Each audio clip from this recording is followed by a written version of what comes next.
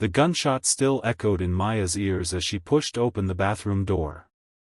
Blood seeped through Marcus Reed's shirt, not from a bullet wound as she'd feared, but from where he'd smashed a framed photo against the wall, slicing his palm open. The 52-year-old tech billionaire, worth over $30 billion, sat slumped against his marble bathtub, sobbing uncontrollably. "I killed him," Marcus choked out between sobs. "David's dead because of me." Maya froze, her phone still recording the voice memo she'd been making about tomorrow's meetings. If what her boss just confessed was true, everything, her career, her safety, her future, hinged on what she did in the next few minutes. Maya had been Marcus Reed's executive assistant for 3 years, managing his empire while he built revolutionary AI systems that had transformed healthcare worldwide. The man sobbing before her had saved millions of lives with his innovations, donated billions to charity, and was beloved globally as a humanitarian genius. Yet here he was, bleeding and confessing to murder. The security cameras would have captured her entering this bathroom. If she left now and called the police, would anyone believe her word against his? If she stayed and helped him, was she becoming an accessory to whatever had happened? He was only 26, Marcus whispered, clutching a blood-smeared photograph. It showed a young man with Marcus's eyes, smiling in graduation robes. Maya had never known Marcus had a son. In 3 years, he'd never once mentioned family. The file she'd studied before her interview, the one detailing every aspect of Marcus Reed's life to prepare her for this position, had explicitly stated he had no children. Something wasn't adding up, and Maya realized with growing dread that everything she thought she knew about her boss might be built on carefully constructed lies. The first month as Marcus's assistant had been a masterclass in precision. Every morning, his espresso waited at exactly 147 degrees Fahrenheit, no more, no less. His calendar was managed down to the minute. His interactions were scheduled, scripted, and perfected. Maya had wondered why a man worth billions surrounded himself with such rigid structure, but she never questioned it, not when he doubled her salary after 3 months, not when he gave her the keys to his vacation properties, not when he trusted her with passwords to accounts holding millions. Now, as she knelt beside him on the bathroom floor, the realization hit her, the structure wasn't for him. It was to keep everyone else at a carefully maintained distance. "I need to show you something," Marcus said, suddenly gripping her wrist with surprising strength. He pulled himself up, blood dripping onto the Italian marble tiles. Maya followed him through his penthouse to his office, where he pressed his bleeding palm against a hidden scanner. A wall slid open, revealing a room Maya had never known existed in the 3 years she'd worked in this space daily. Inside, screens covered every wall, surveillance footage, data streams, medical charts. At the center stood a life-sized hologram of the young man from the photograph. "This is David," Marcus said, his voice hollow. "My son. The son I've kept secret from the world for 26 years. The son who died yesterday because I couldn't save him." Maya stepped into the room, transfixed by the rotating hologram. The young man looked so alive, his features shifting slightly as if breathing. "I don't understand," she whispered. "You said you killed him, but..." Her words died as Marcus touched a screen and footage began playing. David, hooked to medical equipment, convulsing as doctors rushed around him. Marcus, watching from behind glass, screaming instructions that nobody followed. Then David's body going still. The timestamp showed it had happened exactly 24 hours ago. "The experimental treatment I developed for his rare genetic disorder," Marcus said, his voice flat. "I was so sure it would work. I tested it thousands of times in simulations. But I was wrong. My treatment killed my son." What happened next altered Maya's understanding of both Marcus and herself. Instead of calling security or having her sign additional NDAs, Marcus collapsed into his chair and told her everything. David had been born to a woman Marcus had loved in his 20s, before his rise to fame and fortune. To protect his son from the media circus and potential kidnapping threats that came with Marcus's growing wealth, he'd created an elaborate cover. Officially, David was the son of Marcus's college friend who had died years ago. Marcus had secretly funded David's life, education, and medical care through untraceable channels while watching from a distance, only revealing his true identity to David when he turned 18. The genetic disorder appeared when he was 23, Marcus explained, pulling up medical files. It affects 1 in 50 million people. No known cure. I bought research facilities, hired the world's best geneticists. For 3 years, I've poured billions into finding a treatment. That's why I created Reed Biotech, not for the public reasons we tell the media, but for him. Everything was for David. Maya remembered the countless late nights, the secret meetings, the mysterious research trips Marcus had taken. She'd attributed it to normal eccentric billionaire behavior. Now it all made terrifying sense: his obsession with privacy, his insistence on controlling every aspect of his empire, his reluctance to delegate anything related to his biotech research. Then came the revelation that made Maya's blood run cold. The treatment wasn't approved, Marcus whispered. The FDA rejected it 3 months ago. Too many unknowns, they said. But David was getting worse. The doctors gave him 6 months, maybe less. So He trailed off, looking at Maya with haunted eyes. I administered it myself. I was so certain it would work. All the simulations showed it would work. Maya felt sick. Marcus Reed, the man who'd built an empire on following scientific protocols and rigorous testing, had bypassed them all out of desperation. That's illegal, she said quietly. You could go to prison. Marcus nodded. That's not the worst of it, he replied, tapping another screen. The footage showed David's hospital room, after his death. Marcus, alone with his son's body, injecting something into the 4-line that's still connected to David's arm. What did you do? Maya whispered, horror creeping through her. Marcus turned to her, his eyes wild with grief and something else, a manic determination she'd only seen when he was on the verge of a breakthrough.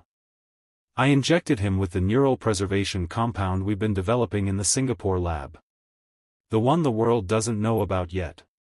Maya knew about Reed Biotech's public research, but this was something she'd never heard mentioned.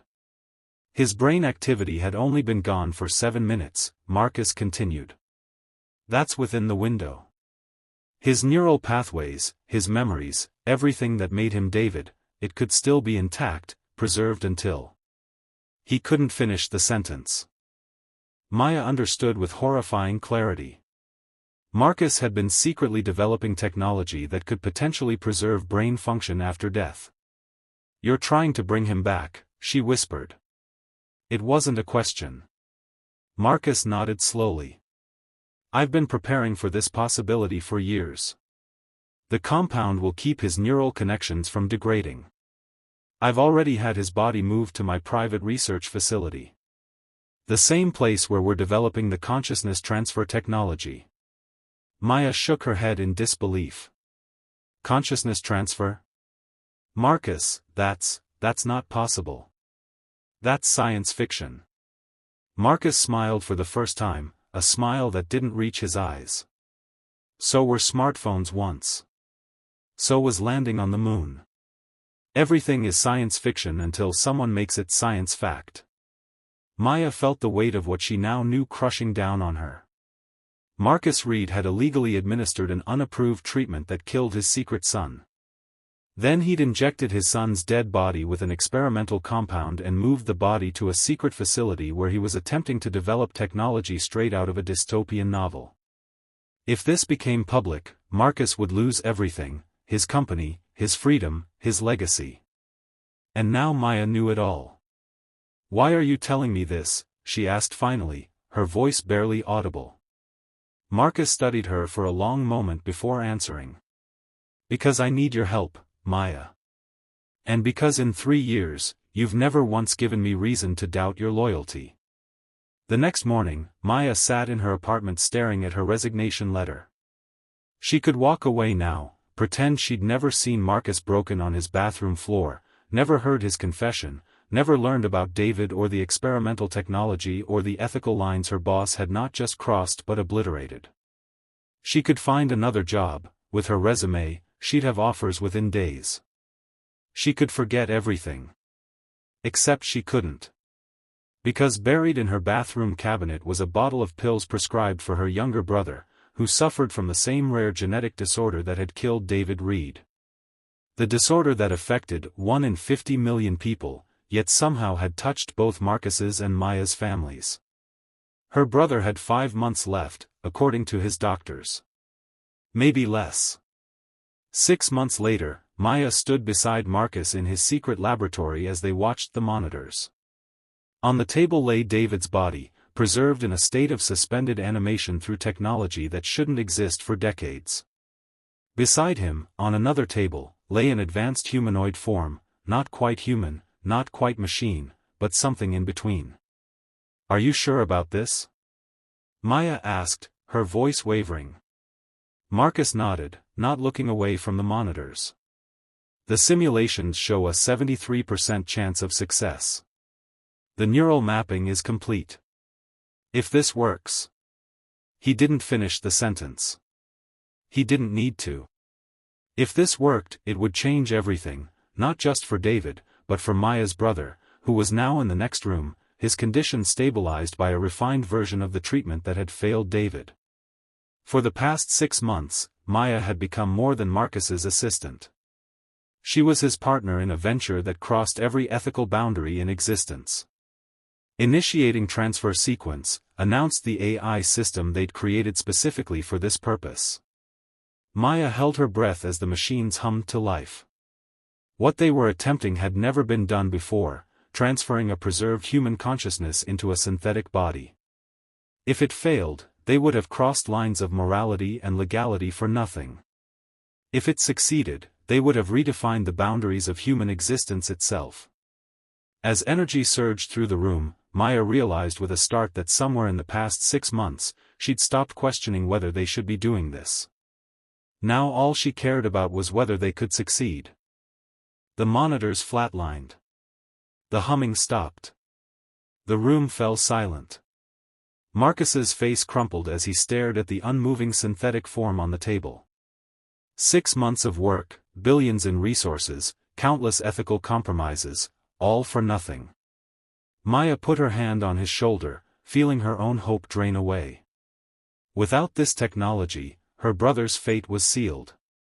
Marcus stepped away from the controls, his shoulders slumped in defeat. "I'm sorry," he whispered, though whether to David or to Maya or to himself, she couldn't tell. As they turned to leave, a sound froze them in place, a soft, mechanical whir followed by something that sounded impossibly like a breath. They spun around to see the synthetic body's chest rise and fall. Its fingers twitched. Then its eyes identical to the ones in David's photographs, slowly opened. "Dad," said a voice that was almost, but not quite, human. Marcus stumbled forward, reaching for the figure with trembling hands. "David," he whispered. The synthetic David looked around, confusion evident in his expression. "What happened? Where am I?" As Marcus embraced his son, or whatever David had now become, Maya slipped out of the room, her mind racing with implications. They had done it. They had brought someone back from death itself. And now they could do the same for her brother. 1 year later, Maya stood on the stage beside Marcus as he prepared to reveal their breakthrough to the world. David, now living in a body indistinguishable from human but infinitely more durable, stood on Marcus's other side. In the front row sat Maya's brother, fully recovered thanks to the refined treatment they'd developed. Behind them loomed a screen showing the medical applications of their neural preservation technology, applications that carefully omitted its most revolutionary use. The world wasn't ready to know that they had conquered death itself. That revelation would come later, after they had navigated the ethical frameworks and legal structures that would inevitably arise. "Before we begin," Marcus said to the assembled press and dignitaries, "I want to tell you a story. A story about a father who lost his way trying to save his son. A story about an assistant who found her boss crying on his bathroom floor and chose compassion over judgment. He looked at Maya with genuine gratitude. Sometimes our greatest breakthroughs come from our darkest moments. Sometimes we find our humanity by pushing the very boundaries of what it means to be human. As cameras flashed and the world leaned in to hear about technology that would transform medicine forever, Maya reflected on the journey that had brought them here, a journey that began with blood on marble tiles and a confession in the dark. If you've ever faced impossible choices or wondered how far you'd go for someone you love, perhaps our story resonates with you. The line between right and wrong isn't always clear, especially when desperate to save those we care about. We'd love to hear your thoughts on where that line falls for you. Like this video if you believe in second chances, and subscribe to follow the ongoing conversation about how technology is redefining what it means to be human in today's world.